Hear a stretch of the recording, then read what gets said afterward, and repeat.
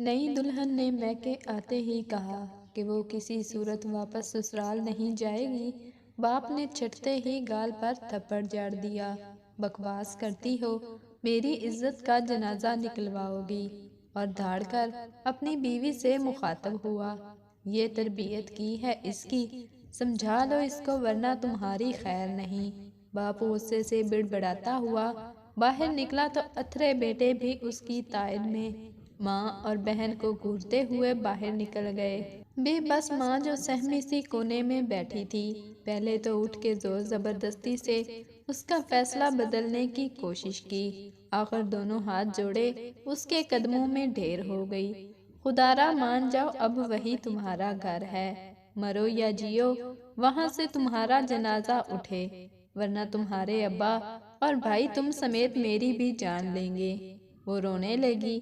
مجبور بیٹی سر جھکا کے واپس سسرال چلی گئی۔ کئی دن گزرے، کوئی رابطہ نہ ہوا۔ ایک رات دیر سے فون آیا، کمبخت ماری کچھ نگل کے مر گئی ہے۔ ماں کلیجہ پیٹ کے روئی، ہائے ظالموں نے میری پھول سی بچی کو مار دیا۔ باپ اور بھائی غم و غصے سے تھر تھر کانپنے لگے۔ سب مل ملا کر لاش وصول کرنے جا پہنچے۔ یہ قتل نہیں خودکشی ہے۔ اگر معاملہ گھر برادری سے باہر گیا تو بدنامی لڑکی کی ہوگی، بات اس کے کردار پر آئے گی، اور پھر آپ کی تربیت پر۔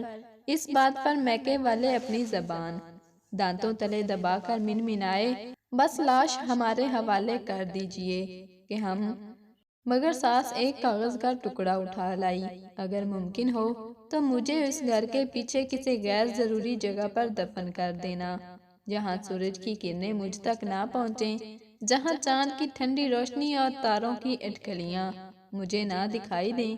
جو بھی کرنا، میرے وجود کو اس گھر کی دہلیز سے مت باہر لے جانا، میرے باپ کی پگڑی اور بھائیوں کا وقار خاک میں مت ملانا، میری ماں کو اذیت نہ دینا۔